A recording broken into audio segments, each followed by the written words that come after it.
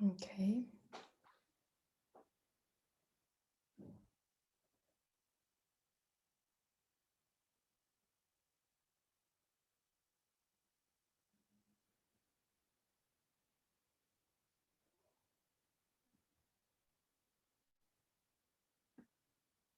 All right, well, I see we're starting to stabilize in the number of attendees, so I'll begin our webinar. Hello, everyone, and thank you for tuning in to today's webinar. My name is Nora Burke, and I'm a policy advisor on climate change and forests at the Rainforest Foundation UK. We're very happy to welcome you to the second of a two-part series on nature-based solutions entitled Nature-Based Solutions for Climate Change, Reconciling the Good, the Bad, and the Ugly, co-organized by the World Resource Institute and the Rainforest Foundation UK. To start with a few house rules, if you ask a question, please type it in the Q&A box rather than in the comment box. Feel free to ask a question or leave a comment at any time during the discussion, but we will answer it during the Q&A session after the presentations. We'll be recording today's session and sharing the links via email later this week. The recordings will be in English, French, and in Spanish. There is interpretation at the bottom of the Zoom panel in French, Spanish, and English. So if you just click on the button that looks like a globe, you can choose which language you want to listen to the discussion in. I'll start off with a few opening remarks, and then we'll jump into the four presentations we have lined up with experts from around the world. Our speakers include Joe Eisen, the Executive Director of the Rainforest Foundation UK, Blaise Mudadosi, the co-founder and coordinator of the Congolese organization Action pour la promotion et protection des peuples et espèces menacées, or APEM. Unfortunately, Ruth Buendia, who is a leader of the Indigenous Ashaninka in Peru, was unable to join us. But lucky for us, we have Ana Asuna Orozco, the Programs Director of the Rainforest Foundation UK, who's worked extensively with the Ashaninka in Peru and will present on her behalf. Last but not least, we have Andy White, the coordinator of the Rights and Resource Institute, who will finish off the segment of presentations. So to begin, the world is facing a deterioration of its ecosystems and dangerous effects of climate change. While each of these issues have previously been considered in silos, many of their causes and remedies are extremely intertwined and feed into one another. Today, there is newfound momentum to tackle climate change and biodiversity loss concurrently through nature-based solutions, also known as natural climate solutions or abbreviated as NBS. The concept has gained recognition in recent years as a cost-effective way of sequestering carbon from the atmosphere. In the run-up to COP26, taking place this November in Glasgow in the UK, countries and corporations around the world are focusing increasingly on nature-based solutions and how they can play in commitments for mitigating the effects of climate change. But what exactly are nature-based solutions? Well, the International Union for the Conservation of Nature defines NBS as actions to protect, sustainably manage, and restore natural and modified ecosystems that address societal challenges effectively and adaptively, simultaneously providing human well-being and biodiversity benefits. However, as Chip Barber mentioned last week, this definition leaves rather a lot open to interpretation, and it does not differentiate between potentially bad practices like forest conservation or monoculture tree plantations and good practices that really do protect nature and people like community forests. Hence why the World Resource Institute and the Rainforest Foundation UK have joined forces to explore nature-based solutions in more detail and confront the good, the bad, and the ugly of the concept. Last week's seminar focused on understanding the lay of the land of nature-based solutions. We heard from experts on the theoretical underpinnings of this new term. Chip Barber pointed out potential hazards of NBS, including shifting climate responsibility from the global north to the global south, the dangers of commodifying nature, the risks of catalyzing harmful practices, and nature-based solutions being co-opted by polluting entities seeking to offset their carbon emissions. Francis Seymour presented on what international efforts are currently underway to ensure the social and environmental integrity of carbon credits. She mentioned some of the incentives to move from a project level to a jurisdictional approach, and how the underlying drivers of deforestation often stem from governance issues. Finally, Lucy Allman gave us a tour of the landscape of policy and leadership efforts that are being launched in preparation of the UNFCCC negotiations. As you can probably tell from the title of this week's webinar, New Era or False Dawn, what nature-based solutions could mean for Indigenous people and local communities, today, we're going to look more closely at the reality of implementing nature-based solutions on the ground.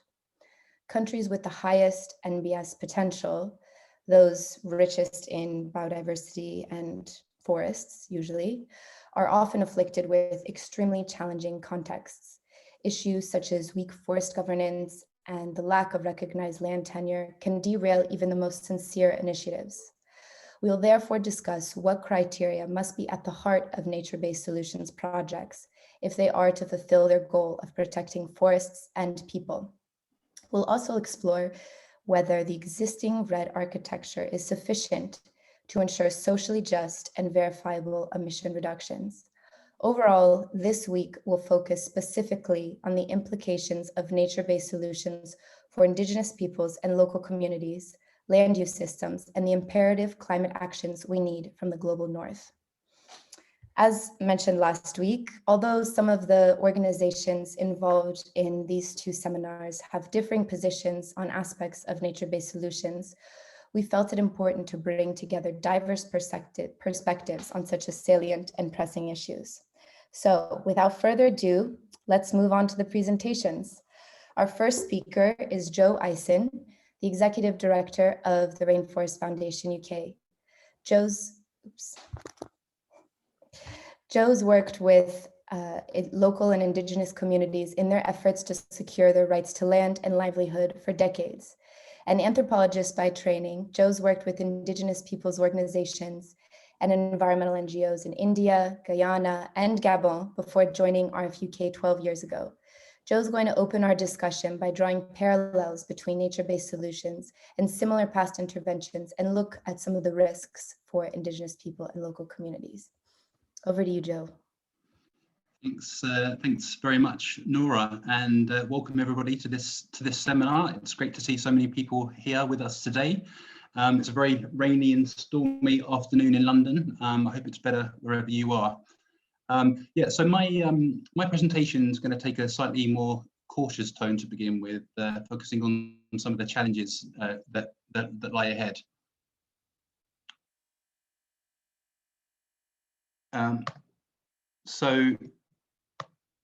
First of all, there's significant demand for nature-based solutions. As we all know, recently there's been a huge swathe of net zero commitments. Countries and corporations are increasingly turning to voluntary markets and compliance regimes in order to meet their emissions reductions targets. A global task force led by Mark Carney has been established to scale up carbon markets, while the private-public partnership LEAF coalition announced that President Biden's recent climate summit seeks to accelerate a market for forest carbon.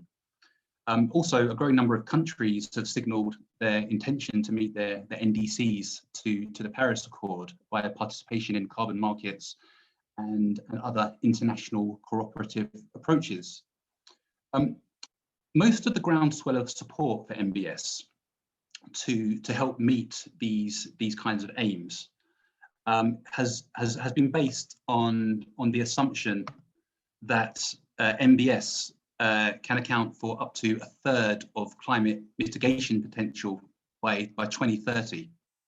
I'm sure many of you present will have seen this graphic on the right-hand side of the slide. Although there's been many subsequent papers, much of this claim ultimately derives from one source, the 2017 Griscom et al. Paper, Natural Climate Solutions. So in order to drill into this number a bit, we looked at some of the hypothetical calculations for carbon absorption by natural ecosystems in the paper. What we found was that the rather simplistic top-line message is based on some pretty large assumptions. For example, the paper assumes that deforestation, which is said to constitute around a quarter of the clay mitigation potential, can be stopped globally, and all forest products put onto a sustainable basis almost instantaneously. However desirable such outcomes might be, decades of experience shows this is simply not feasible. As we know, deforestation has actually accelerated since the 2014 New York Declaration on Forests that pledged to halve deforestation by 2020 and end it by 2030 altogether. Similarly, roughly half of the claimed climate mitigation potential is said to come from afforestation. The required land for this would be nearly 800 million hectares, or roughly the size of Australia, and most of it evidently in the global south. Yet the political, economic, and social and logistical challenges of such a continental-style land change are almost entirely ignored in the paper.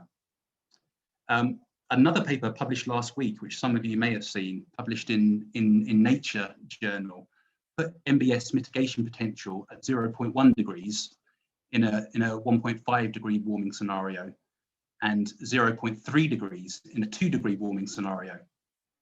But I think this doesn't actually come into effect until 2080. Clear that whatever the theoretical potential of MBS might be in the long term, even the commencement of large-scale implementation is unlikely to be before much before 2030, by which time much of the remaining CO2 budget would have gone at current levels. And I think it's notable to say that almost no progress has been made and little or no MBS mitigation actually achieved in the 4 years since the Griscom paper was published. I think the next slide is about how this intersects with local and Indigenous communities. I think it's fair to say that most of the MBS potential is likely to be in some of the poorest and most biodiverse regions in the world. That's natural.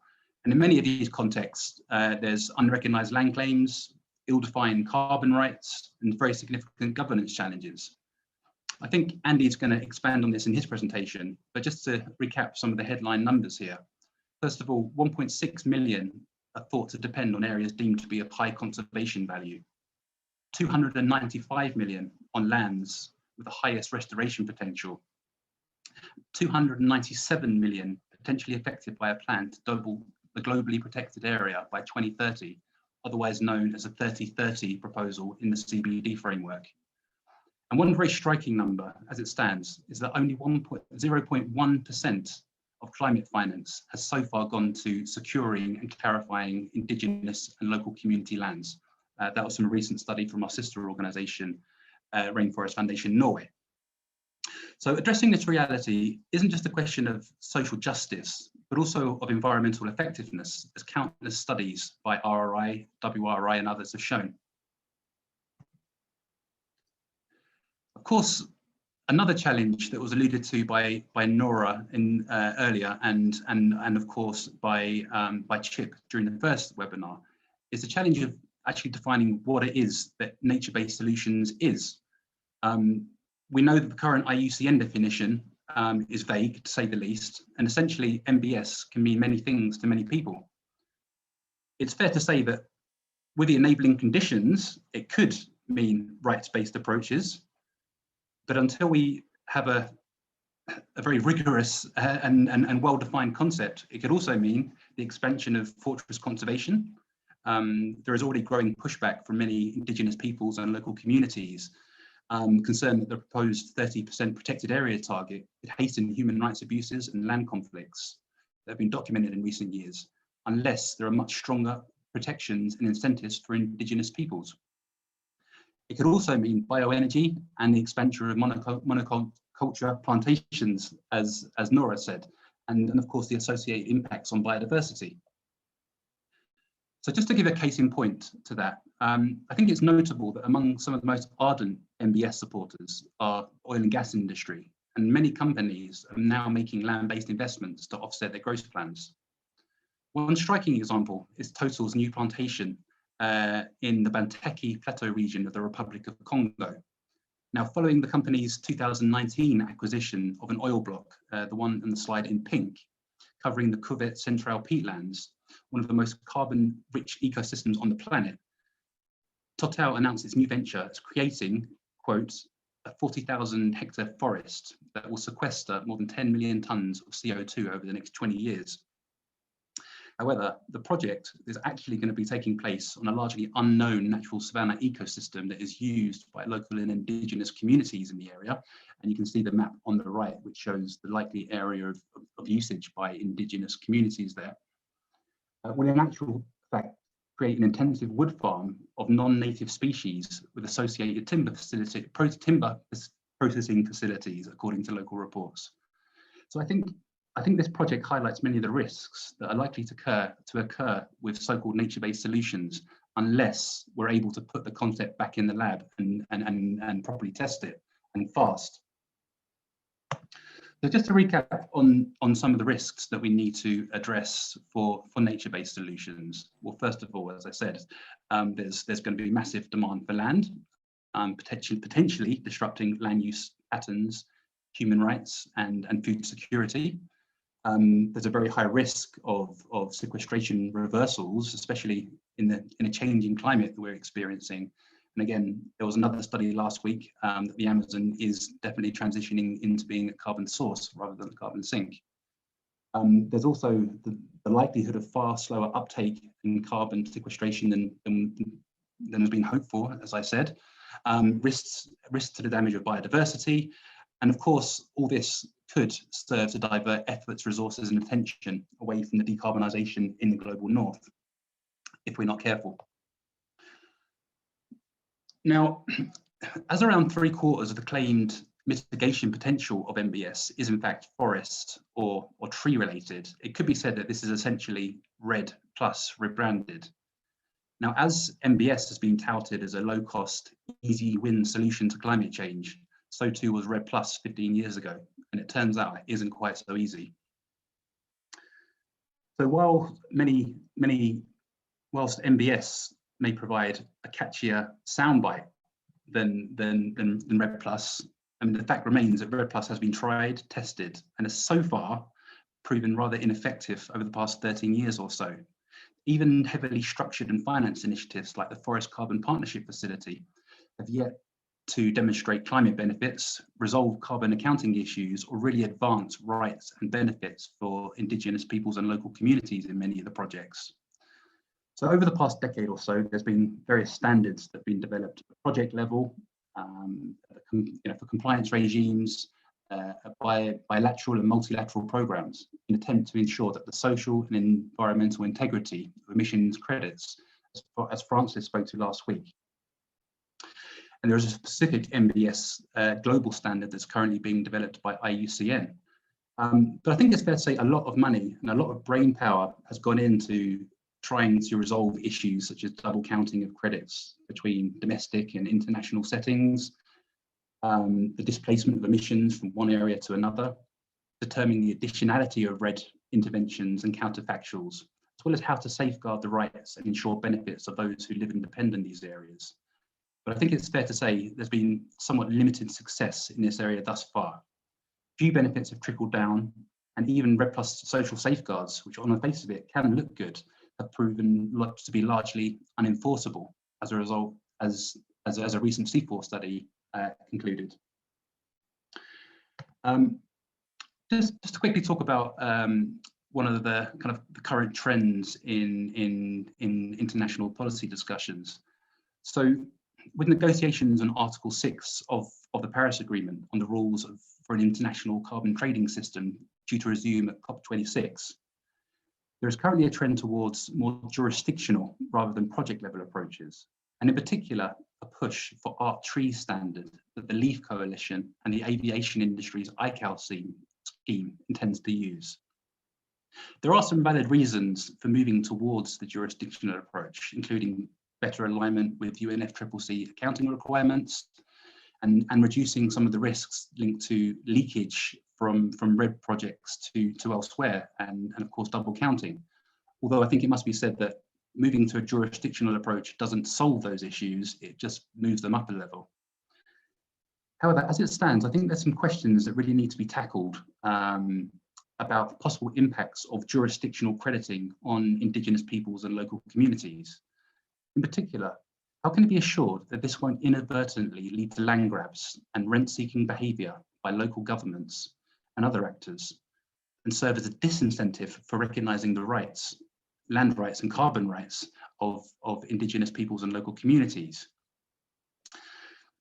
And I think the reliance on benefit sharing plans to do this and establishing proper paper grievance mechanisms certainly isn't a given, as we've seen. And finally, I think while Indigenous peoples are in theory allowed to join the scheme, only those with territories over 2.5 million hectares can apply, which would essentially disqualify maybe 90 to 95% of Indigenous peoples around the world, maybe with a few exceptions in places like Brazil and other places. What does this mean? How can we move towards a just, effective and proportionate nature-based solutions? Well, first of all, I think there needs to be a proper assessment of nature-based solutions at the IPCC prior to its inclusion in formal UNFCCC processes. So that means the definition, and once a definition is established, then really drilling into what is the mitigation potential of it moving forward. I also think that it's high time that there was an independent cost-benefit review of RED Plus over the 13 years, and associated to that, a strengthening of the art tree standard to ensure greater protections for local and indigenous. It's important to protect natural carbon, including old growth forests. But in terms of unlocking finance for nature-based solutions, I think there's certainly a role for better regulation in the global north, and to use fiscal means to unlock finance for nature and forests. And then finally, of course, the glaring thing that is there for all to see is there needs to be more direct finance for Indigenous peoples and local communities and their rights. And this should be a precondition to investment. So I think, whether or not, and there's different viewpoints within this seminar, but whether or not you think that forests can be reduced to carbon, and think that offsets have a role to play in hard to abate emissions, and I think we as an organisation are somewhat sceptical. These schemes are highly unlikely to work unless there is due attention paid to this. So much of the rhetoric paid to IPLC inclusion, but there's so little invested in it, and I think that's one of the key things that we need to address. And that's me. Thanks very much for your attention. I will pass the baton back to Nora. Thanks very much, Joe. I think it's clear from your presentation that many of the concerns surrounding nature-based solutions are similar, if not the same, to RED.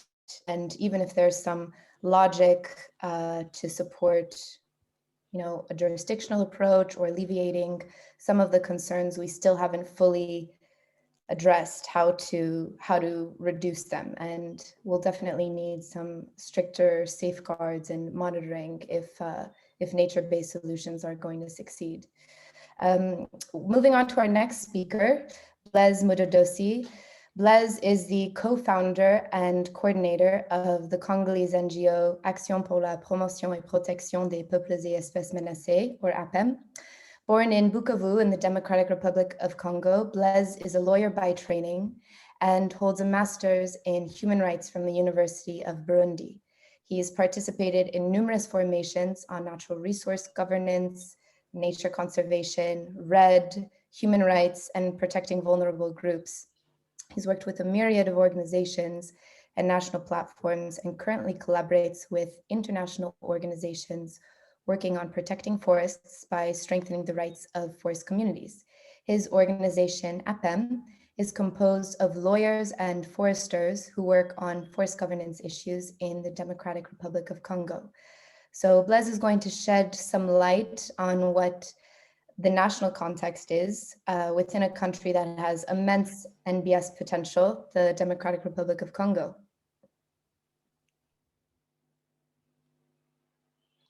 Merci beaucoup, Nora, et merci. Thank you very much, Laura.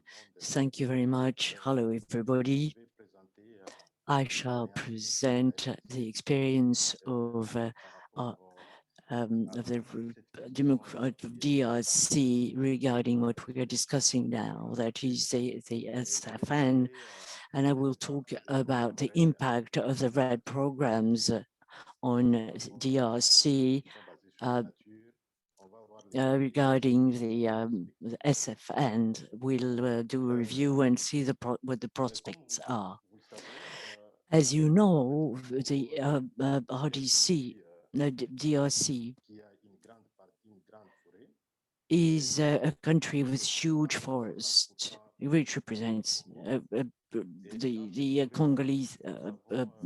Our forests represent about 60% of the Congo Basin forests, and a large part. We own a large part of the Central African forests. Also have peatland and mangroves, and two types of forests.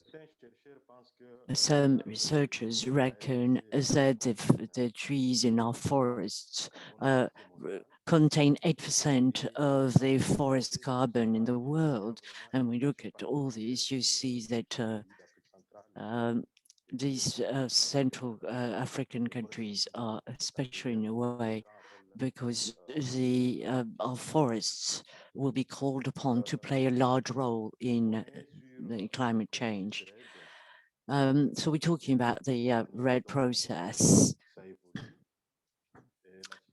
If we look at the developments, for example, legally speaking, we can see that the process is not regulated enough, and even the law about climate change is still being discussed by experts. The situation in DRC is that when you look at the map, we have forest concessions, we have conservation areas, protected areas, and also oil blocks, which sort of overlap or cover local communities and native people's land. We are a bit special in my country because each space is used by a community, which is not necessarily the case in other countries, because the customary law and rights over the land cover a large part of DRC. So regarding land, we have land belonging to local communities, and the ground and the underground that belongs to the state. That is the situation, the legal situation in my country. Looking at the map, with the overlapping or covering up of rights and natural spaces, you see forest concessions, logging concessions, and also territories, because this map is the fruit of a lot of work carried out by our partners, amongst other things by My Dumbe, so that communities show what they own, and all their customary rights are represented on the map. And this is how we can see the overlapping of rights. And you can see that if they are not managed properly, they will lead to disastrous situations. Let's look at the situation in on Mai-Ndombe. Mai-Ndombe is a forest province in my country, and it's the first red jurisdictional province in the country, and this province has a context where there are several overlappings, and we notice that in this province there are even the overlappings in one particular sector, which means that you can have a protected area, for example, the sea reserve, and on top of it, there is a logging concession, and this kind of situation has got to be examined close up if we want to achieve some sustainable management and use of this area. And this province has several programs, RED programs in the country. And it was the first area that experimented everything that was carried out in the framework of RED in DRC. Now, before we talk about the solutions that we advise should be put in place, I should like to tell you about our organization, APEM, and our advocacy regarding RED. As it was presented, it's in Mai-Ndombe, and it has been there for over 5 years. And regarding it works on independent observation and monitoring. So we see how the RED program is implemented on the ground. And we also look at the protected areas, especially the Salora National Park in the east, and also the reserve of Repaneti in the west. We also work on community forestry, so we monitor the process, and we also work on the capacity building of players. We work on in the process locally and at a provincial level. We also build capacities on forest governance, and also some studies and research are being carried out on forest governance in that particular province.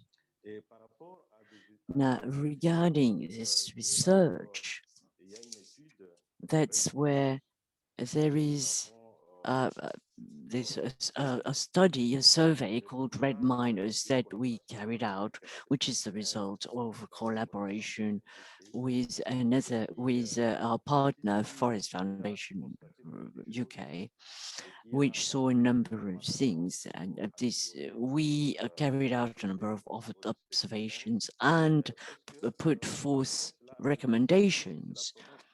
We targeted this province because it is the province that will be a sort of a representative of what is happening in other provinces that are engaged in a RED program. And we saw a number of things that have been happening and which are not positive. Mainly, lots of projects didn't get the free and priorly informed consent of local communities. And that is bad. And the report is here, and I think that I can share the link with whoever is interested. Also, there's the level of participation and inclusion of communities which are supposed to implement the RED activities, and this level is outrageously low, especially looking at the participation of women. that participation is as low as it could be.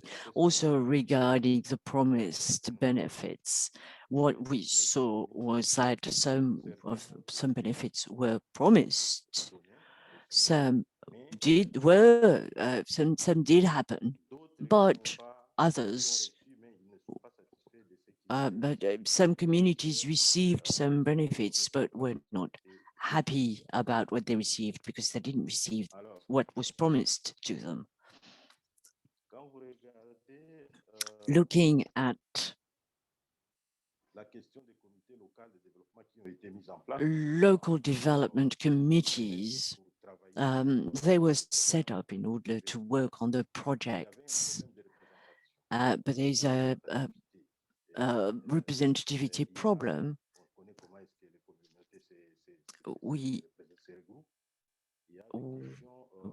know how communities get together. There's hierarchy and representativity that should be taken into account in the creation and of these committees.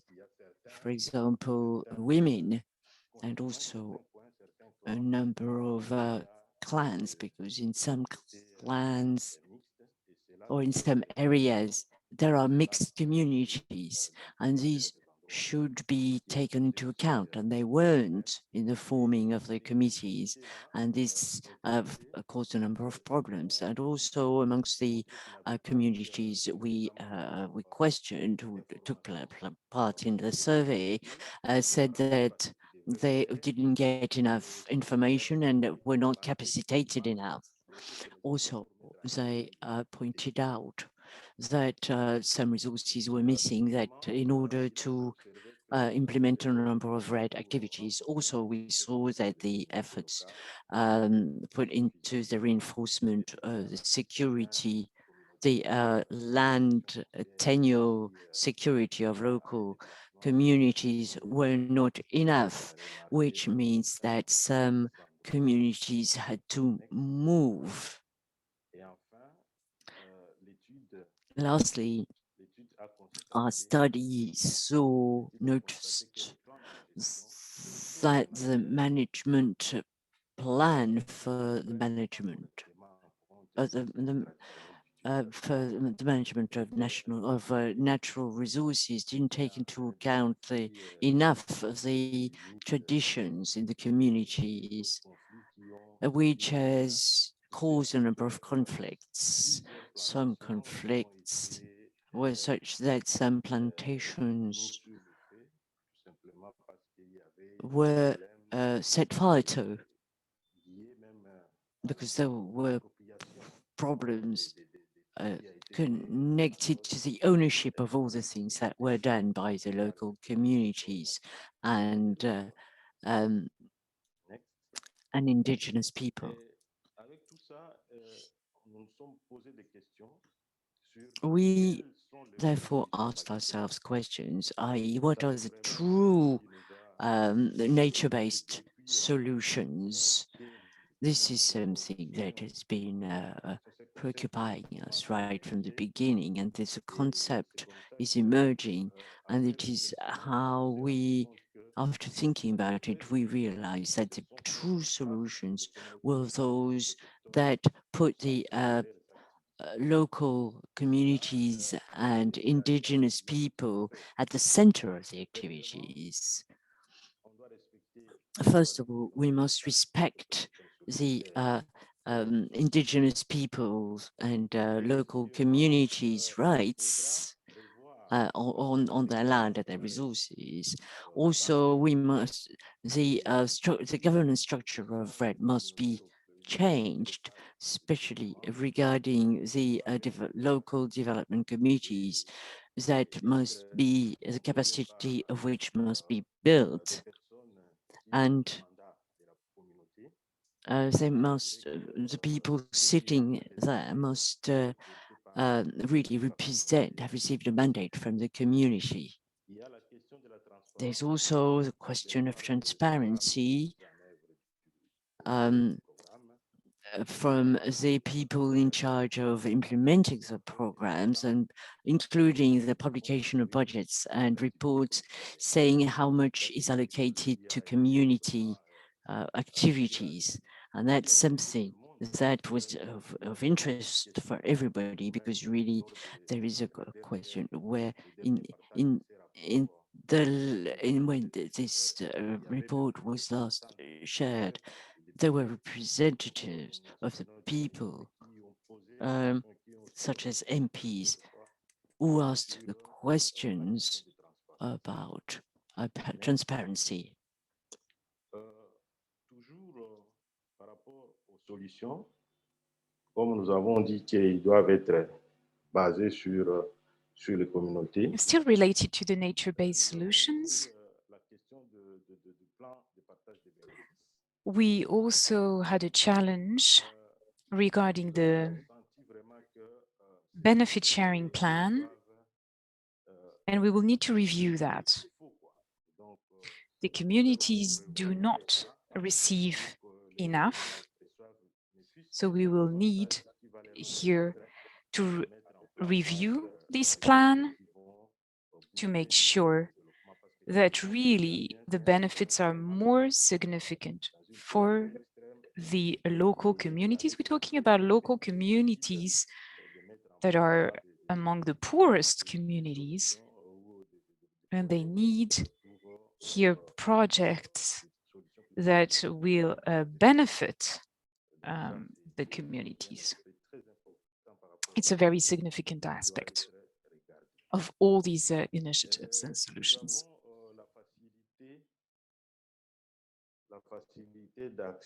But we also have the access to community initiatives, and how these community initiatives may be financed. So you've got all these different concepts that are developed in the area, and there is a real need for access to financing. The purpose will have to get a community forest in order to answer to the concrete needs of the local communities. We also have a challenge when it comes to independent monitoring and accessibility to complaint management systems. At the moment, this mechanism, we tested it, but I think we need more involvement of the communities. And I think when there is a complaint which is lodged, I don't think there was even sometimes any answer given. So I think we need a stronger process. And then there's also another challenge when it comes to the cost-benefit assessment and the impact of REDD+. So of course, these programs started about 10 years ago in the DRC. So the assessment part is significant to identify the strong points, but also the weaknesses of these initiatives, to make sure that we have a strong and solid process for the future. So to summarize, I'll say that it's essential to really understand here the climate solutions, and when it comes to, again, the involvement of major companies and from the oil and gas industry. This involvement raises a lot of other challenges. And I think that some initiatives can be developed at the local level by the communities, and that could significantly help to protect the biodiversity and the nature-based solution. À la fin, vous allez voir qu'il y a une note de position. So this is a position paper that we drafted,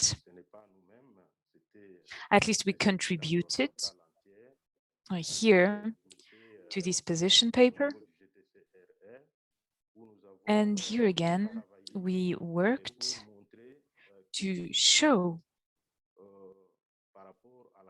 the different aspects of the project. So with a national contribution currently being debated in Parliament, in line with the Paris climate commitments. And you have several recommendations in this position paper, but we have several ones that focus on nature-based solutions. And I think we should take into account these recommendations. And you have the link here on the slide. I am happy to share with you. And I hope that this will come and contribute to our discussions today. Thank you very much.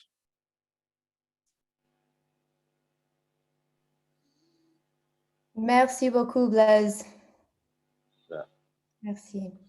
I think the Maindambe case study really demonstrates how even when there are many safeguard policies and frameworks in place, when it comes down to actually verifying and monitoring that programs are really resulting in lower deforestation and delivering the benefits promised to communities, it's much harder in practice than what's set out on paper. And if communities aren't involved in all along the process of designing and implementing the project, then you could actually catalyze forest loss, like the example you mentioned about communities burning their lands. So moving on to our next speaker, Anna Osuna Orozco. Anna started working at the Rainforest Foundation UK in 2011 when she interned for the program in Peru. After taking on different positions, she assumed the role of head of programs in 2020. Previously, Anna worked for the Mexican Foreign Ministry on issues related to international development. She studied international relations and holds a Master's of Science in Environmental Development. Thank you, Anna, for presenting on Ruth's behalf and allowing us to learn a bit more about what the Ashaninka are up to in Peru. Thanks very much, Nora. And yeah, it's a pity that Ruth couldn't join us today, but I thank her for letting me present the Ashaninka story, hopefully on a more positive note than what we've said so far. So we wanted to highlight this, this particular case study to show what a genuine rights-based climate solution can look like. So next, please. What we have been saying, what Joe and Bless have said, is that securing rights and livelihoods is the best way to protect rainforests in a nutshell. And I think there's agreement that there's growing scientific evidence in this sense. This is also true for the Ashaninka lands in the Ene River Basin, the central Peruvian Amazon. Next, please.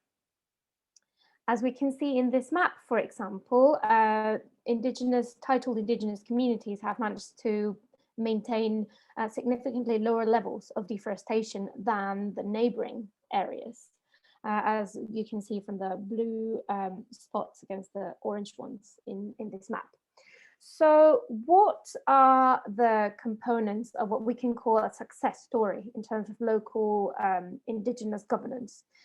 Here today, I'd like to highlight at least 5 the pillars that have enabled the Ashaninka to protect their forest in this way. Next, please.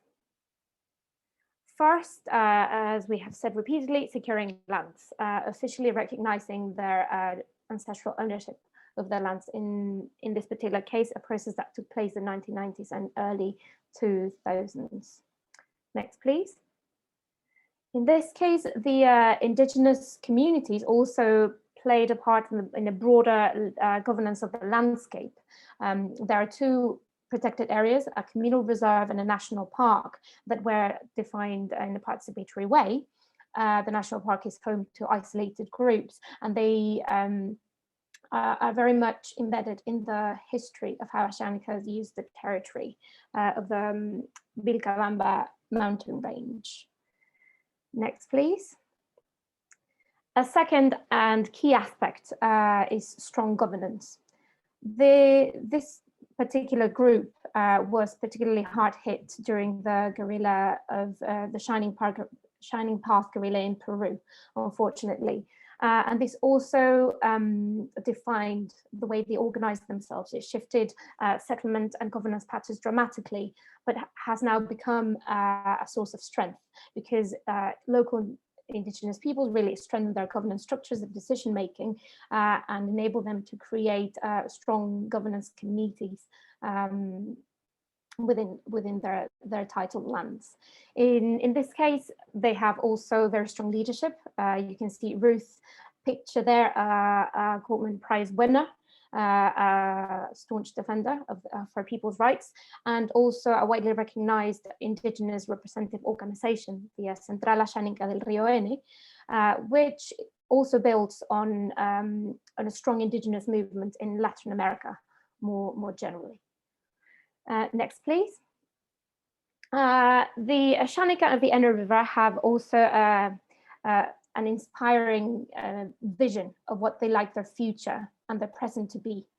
The concept of the good life, or Kametsa Asaike in Ashaninka, they defined it through a rigorous and thorough consultation with all the communities in the basin, where they asked people to define what the good life meant for them. Based on these consultations, they identified key priorities of what the good life actually means, including preserving their identity, preserving their traditional knowledge, preserving their lands, living in peace, having access to health and education, and also to sustainable livelihoods. And this vision really defines their political action to this day. Next, please. And this brings me to the fourth component I want to mention today. One of their priorities is sustainable income generation. This is another component of this success story, because the Ashaninka have been able to cultivate local high-value crops, cocoa and coffee specifically, and they have formed a strong award-winning indigenous cooperative, Kemito Ene, recipients of the Equator Prize. And in this way, they have tangibly benefited from an ethical commercial alliance, from the prices that fair trade and organic certifications provide them. Next, please. And finally, a very interesting aspect of this case as well is the openness to engage in constant innovation, to adapt to a changing landscape. So from RFUK, we are looking forward to working with the Ashaninka in the following years in implementing participatory land use planning processes, in innovating in cocoa production techniques with agroforestry approaches and best practices, and also implementing technologies, easy to use technologies to monitor deforestation and other illegal activities in their lands.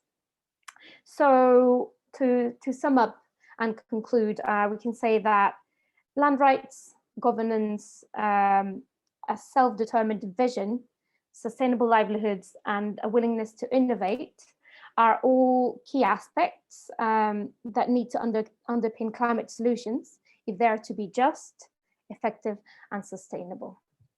Thank you very much for your time.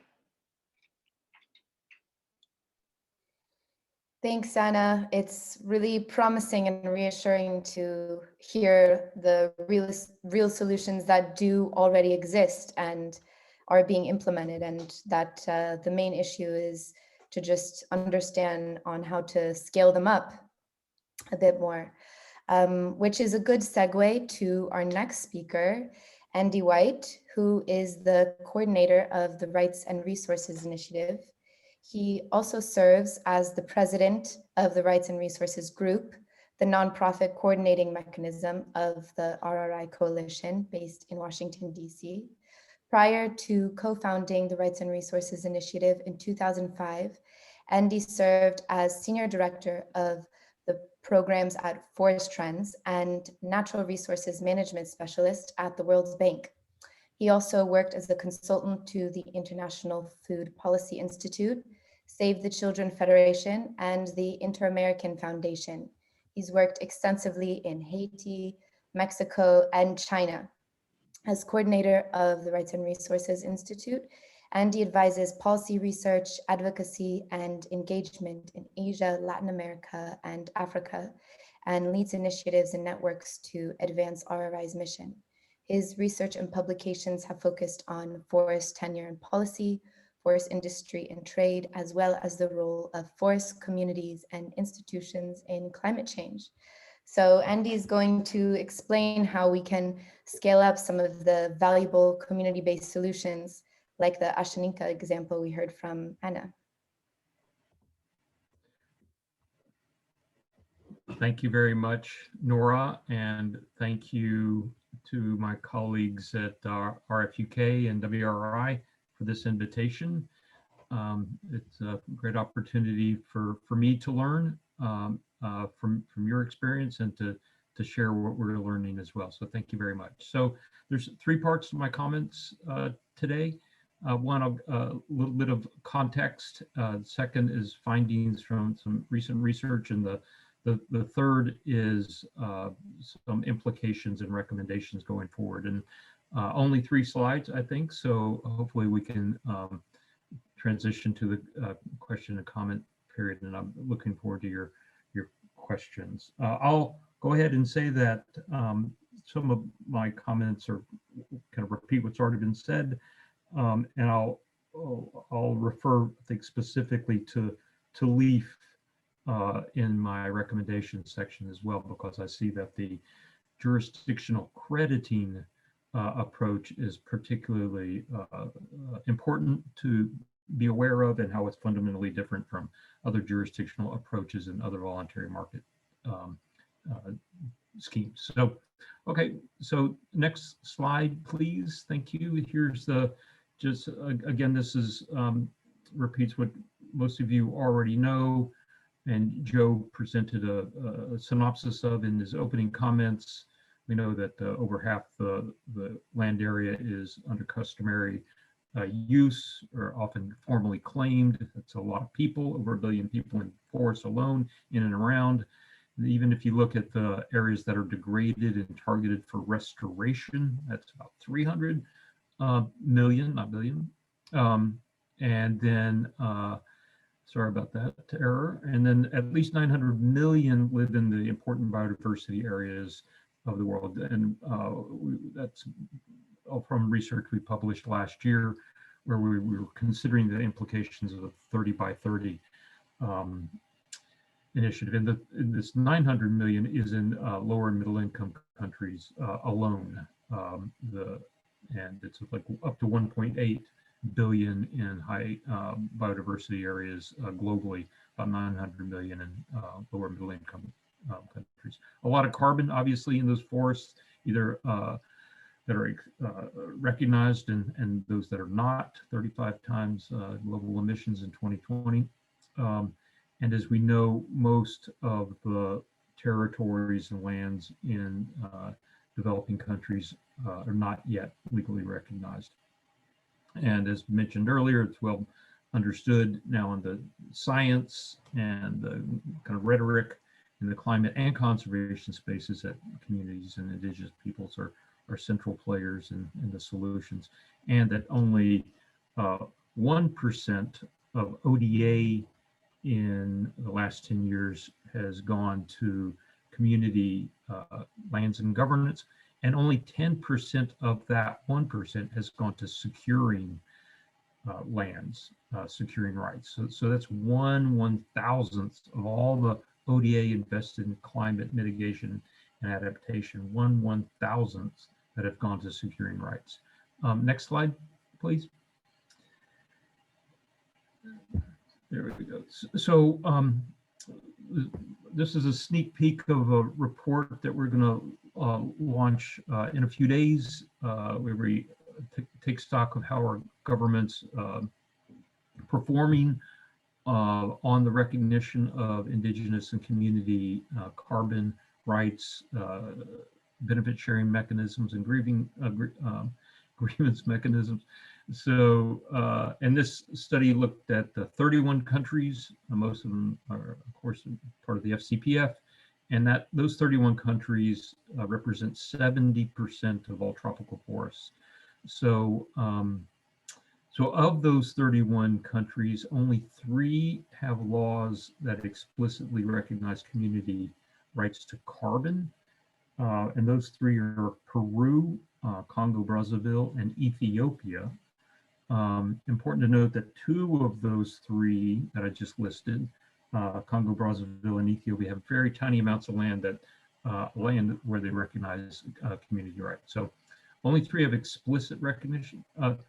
An additional 3 tie the carbon rights to the land or forest ownerships, and that's either in the law, sometimes the regulatory environment, or sometimes in jurisprudence. And so those 3 additional countries are Brazil, Costa Rica, and Colombia. I'll add that here in the U.S., the U.S. land law generally does not explicitly recognize private or community ownership of carbon, but that ownership of carbon rights has been established in common law and in the courts. And so that's why the indigenous communities in California, the Yurok, and others that are participating, that have chosen to participate in the California offset scheme, there's not been a question about whether or not they control the carbon in their land. Okay, so small, that's 6, but it's small. And it's interesting to note that in the second bullet, of the 3 that tie carbon rights to the land, Brazil is one of those. And there are three of the 5 proposed projects in the LEAF registry so far are from states in Brazil. And those 3 proposals are the governments, the ministries of environment, and those 3 governments assert ownership of the carbon in those states. So here we have a situation that the law, interpreted by any reasonable person, lawyer, I think, in Brazil would say that the carbon rights in those states, the carbon in the indigenous lands in those states would belong to the indigenous people, but the governments of those states are proposing to assert ownership, or are asserting ownership of the carbon rights and authority to trade them without FPIC. So that's the kind of risk that we see when the laws are not explicit and standards are not established or enforced. Okay, only half of the total area in those 31 countries is legally recognized, so it's a big risk, obviously, and it's more progress in Latin America as usual, as we know, than in Africa and Asia. Only 5 of the 31 countries have established, have designed benefit sharing mechanisms. Only 1, that's Vietnam, has operationalized it so far. 2 of the 17 that have developed grievance mechanisms have operationalized those. So, and then, yeah, most of these countries, of course, are very low on the Transparency International's Corruption Perception Index, et cetera. So, and rule of law. So here we have a situation that the nature-based solutions are taking place in a context that we're all familiar with. And Joe mentioned earlier that despite the decade of red and billions of dollars invested in this arena, we've not made substantial progress on the legal recognition of carbon rights or the mechanisms to trade. Some progress, but not nearly at the scale required to achieve the ambitions of LEAF and other mechanisms. So next slide, please. I'd like to now shift to some implications. But maybe before I do that, I'll just say that over the last few weeks in learning about LEAF and it's caused us in the Rights and Resources Initiative and our office and the Rights and Resources Group to kind of dig deeper into jurisdictional approaches and the jurisdictional crediting. And basically we've learned that there's a fundamental difference between in levels of risk and levels of authority and who has authority in jurisdictional approaches versus jurisdictional crediting. You can have a jurisdictional approach like that established with VERA and the JNR standard that allows nesting and allows indigenous communities to voluntarily choose to participate in projects or jurisdictional approach. But the jurisdictional crediting approach required by LEAF and ART, so far anyway, basically precludes that. And so that, as someone mentioned earlier, as it's structured currently, LEAF incentivizes governments to grab the carbon and control the benefit sharing. And what's scary to us is that we've already seen that 3 of the 5 proposals in the LEAF registry so far. So what's interesting to us is that with just a couple of tweaks or shifts in the criteria of LEAF, then LEAF could incentivize the recognition of land rights by governments and by the due to the powerful force of the private capital and the governments that are now behind LEAF. So two shifts in LEAF that we see so far that are urgent is that only to approve and fund projects from jurisdictions that do 2 things. 1, have established law or jurisprudence explicitly recognize the rights of indigenous peoples and private citizens to the carbon in their forests and lands and to any carbon credits derived. We think that's would avoid. It should not just be a safeguard. It should be a requirement for considering any proposal. And secondly, to have established or commit to establish the benefit mechanisms to fairly compensate forest landowners for their contribution. So, and allow them to either opt in or opt out of the jurisdictional program. One of the 5 in the LEAF registry so far, one of the 5 proposals is from Costa Rica. And again, as we learned earlier, that Costa Rica is one of the countries that has a legal system that through the regulatory and jurisprudence has established the carbon rights of indigenous peoples and communities.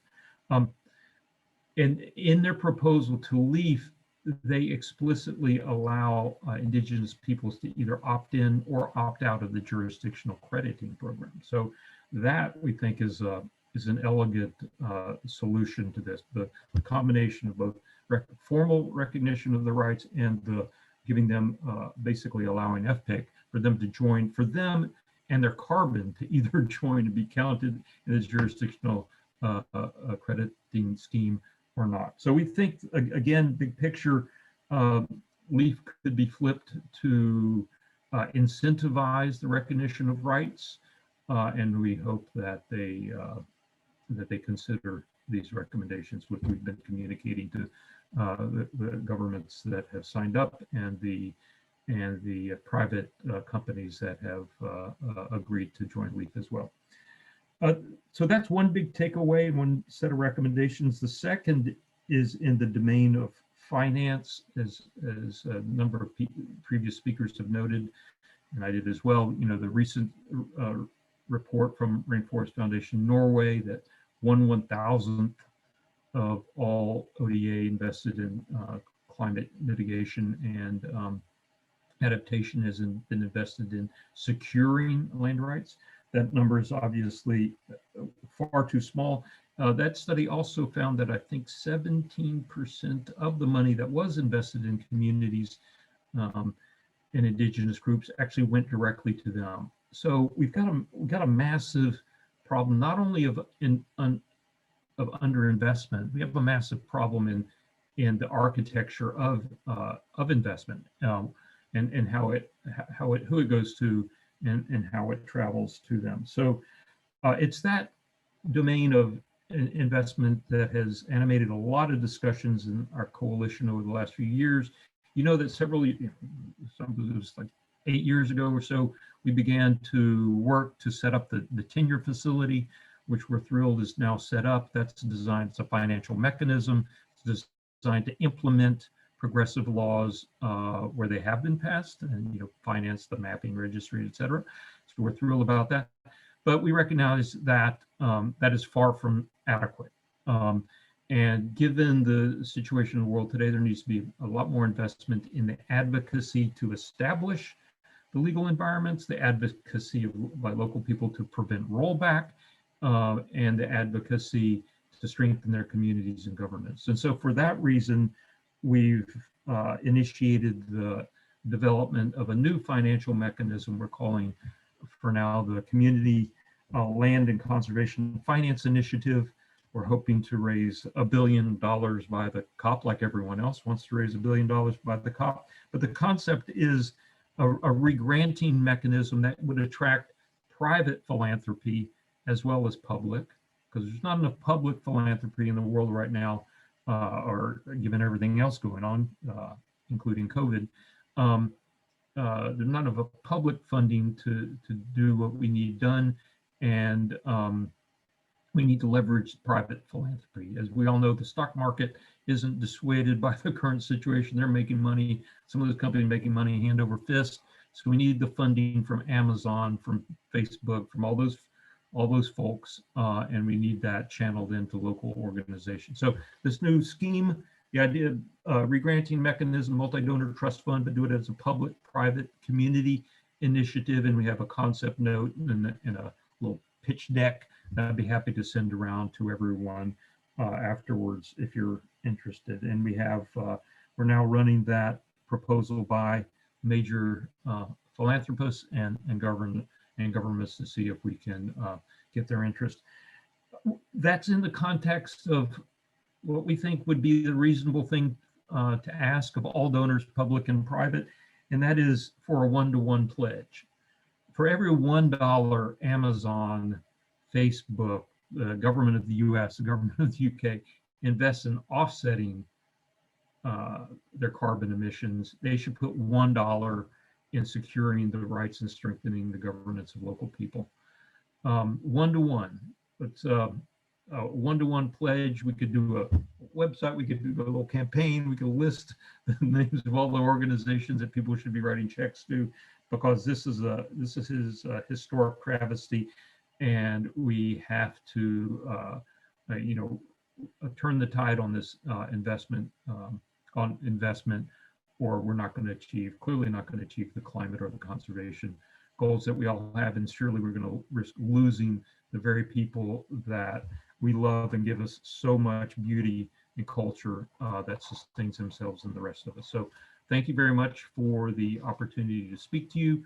I'll be happy to send you our materials on the Community Land and Conservation Finance Initiative, and certainly the new report when we launch it in a few days. And I'm looking forward to your questions. Thank you. Thanks very much, Andy. That number that only 1% of ODA funding in the last 10 years has gone to local communities is pretty shocking. We now have 15 minutes for our Q&A, and Andy mentioned some of this in his presentation, but we're getting a lot of questions around the political barriers to ensuring that nature-based solutions are actually rooted in strengthening the rights of communities and protecting nature. And so I wonder if any of the speakers want to explain a little bit more on specific actions to improve forest governance and what are the most important barriers that have to be addressed around nature-based solutions if they're actually going to support communities and their environment.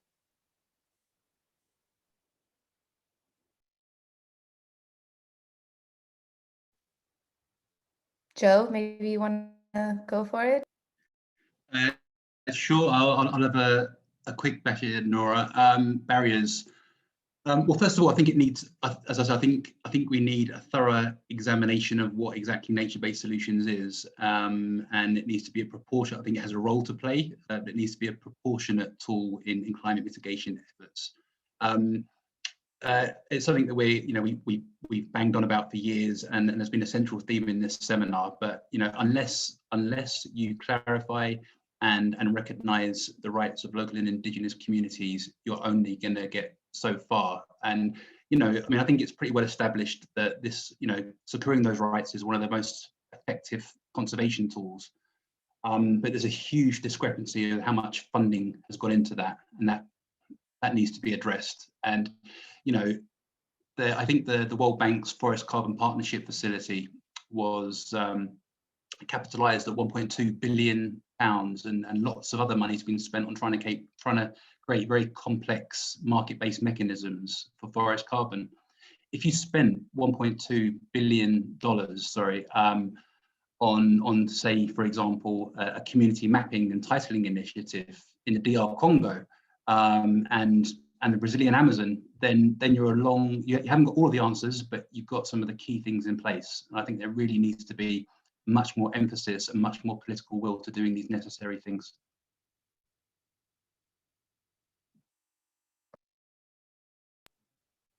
Thanks. Does anyone else have anything to add on that note, or should we move on to the next question?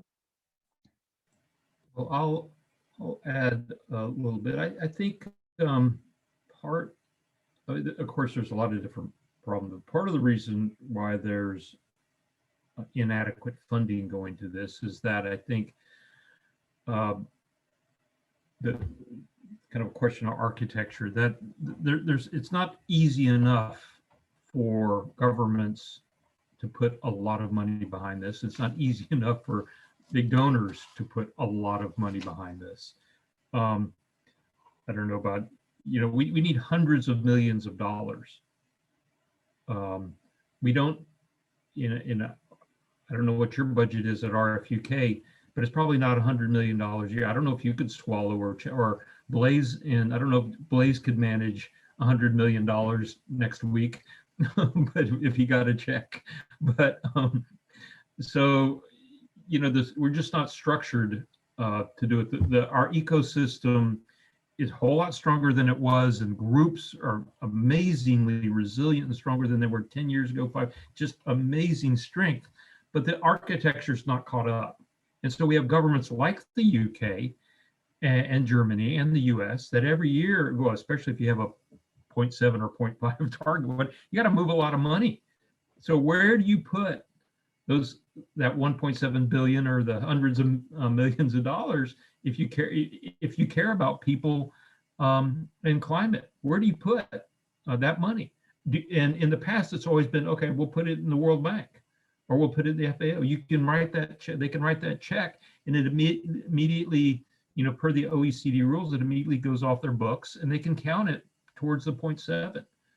So we in our sector have not yet come up with alternatives for them.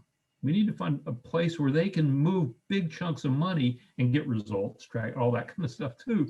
But I think the attractive thing about leveraging private finance is that, as we know, the public funding, for a host of reasons, because it's public, the rules have gotten tighter and tighter, and the requirements have gotten. So we need some private philanthropy to channel directly to activists in the countries that are battling their own government, things like that, because the ODA itself is not going to do the trick. There's so many rules around that funding, but we need to adjust the architecture to make sure we can channel money at the scale we need and to the people that need it most in ways that they need it. And that's what we're trying to figure out with this community land conservation initiative. It's an architecture problem. We need to change it quickly because more checks to the World Bank, as we know, God bless them, are not going to do the trick. Speaking of activists fighting for their rights in their own country, maybe this question can be for Blaise. There's been a few questions on what specifically communities' role is in protecting natural resources and how can we ensure that sustainable benefits are flowing to communities who are often caught in between protected areas and concessions to exploit natural resources or RED programs.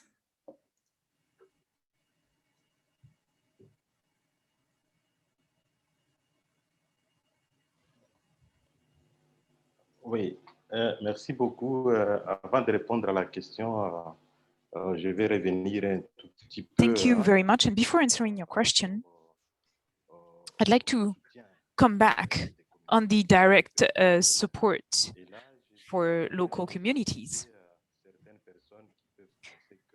And I'd like to say that some people think that local communities don't have the capacities. And that's the big question mark most of the time. So if we try to implement something, can they really manage at a local level? And what we are observing is that indeed some organizations gathering different communities can work together.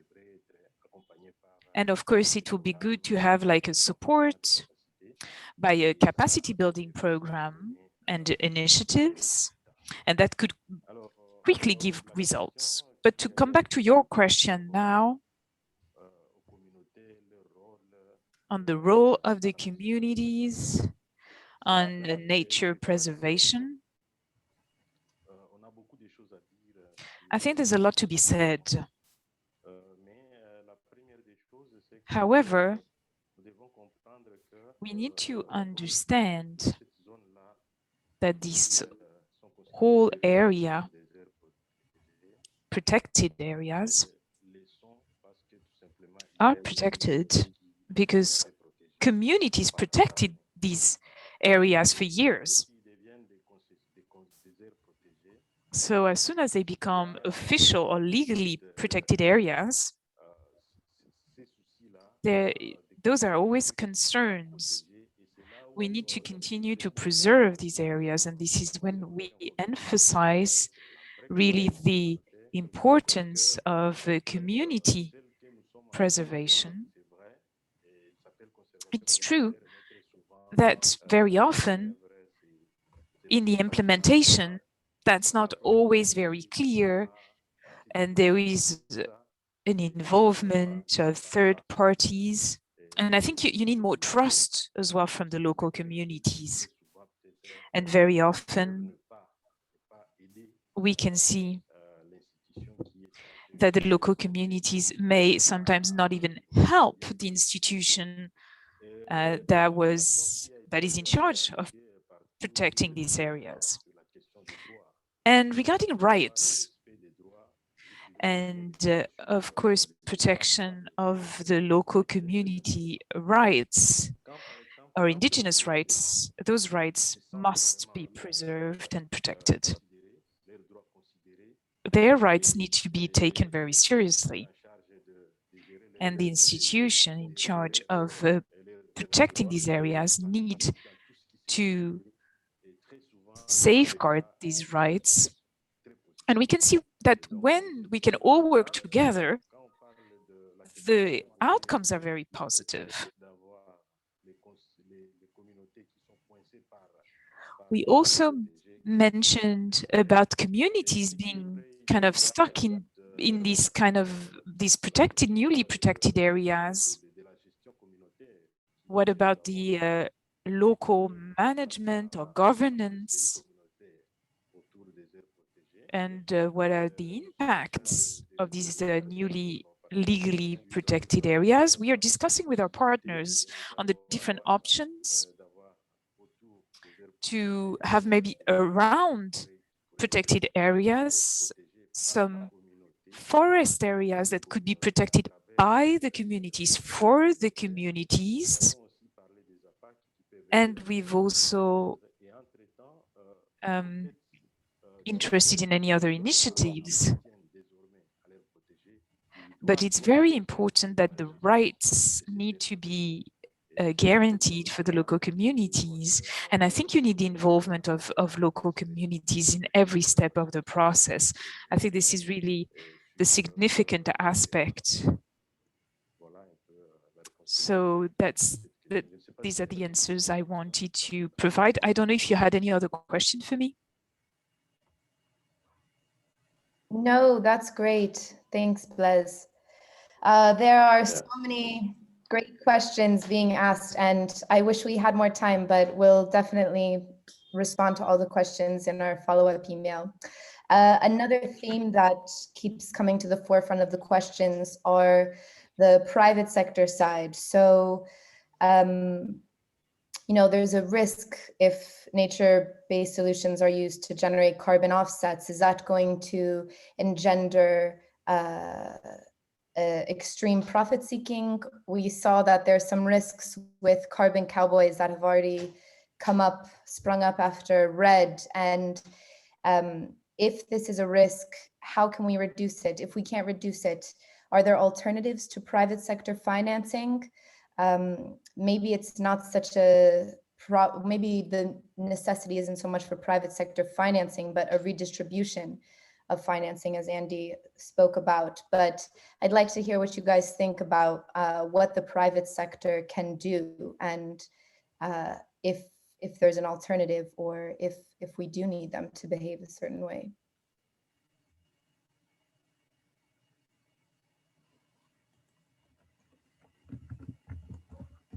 I will have a very quick go at that. We've only got 3 minutes, so I'll be brief. Yeah, I mean, of course, you know, there's, you know, the risk of carbon cowboys is very, very present, and there's, you know, every week we hear of new schemes, new boiler room schemes flogging dodgy carbon credits, and I think obviously that's the point of trying to develop these robust standards, such as being attempted through our trees. I mean, I think one thing we need to be careful of is creating a two-tier system, whereby you have high standards, and then you have the other. I mean, I think one of the things we've seen through certification initiatives, such as the FSC and RSPO, is they haven't had much dent on deforestation, because there's, you know, there's another way of generating credits, like this kind of two-tier system. So I think that's one of the things that we need to be conscious of, in order to mitigate that.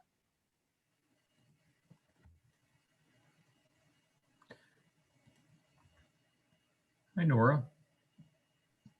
Hey, do you want to say a last comment, or should we wrap it up? Well, I just want to respond quickly to just, if I don't get into the detail, just that in the chat, Francis Seymour raised some very important points where I misstatements or things I had wrong about leaf and art and trees. So I'm just scanning through it now. I spoke quickly, and I think I agree with what she said. Leaf and art are two separate things. One is the coalition, and art is the trading mechanism. Trees is the standard. And she said that art trees does not allow nesting. I guess maybe I saw a prior version. And then she says that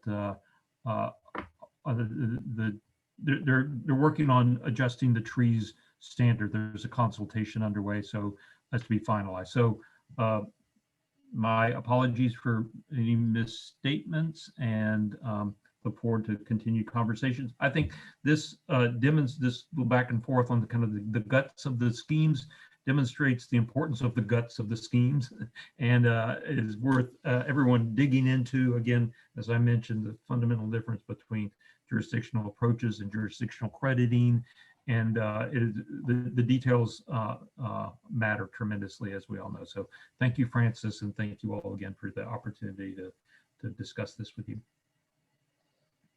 Okay, unfortunately, we also had some questions for Anna on more details on the Ashaninka project, but I think we'll have to respond to them in our follow-up email. So thank you to all of the panelists for the great presentations. Thanks to everybody on the back end and all of the translators, as well as all of the participants for tuning in and the great questions. We're going to send a follow-up email with the recordings and links to the resources that many of the participants asked for that were mentioned during the presentations. Thanks again for tuning in, and I hope this is the first of many discussions on nature-based solutions that we can have together. Great. Thank you.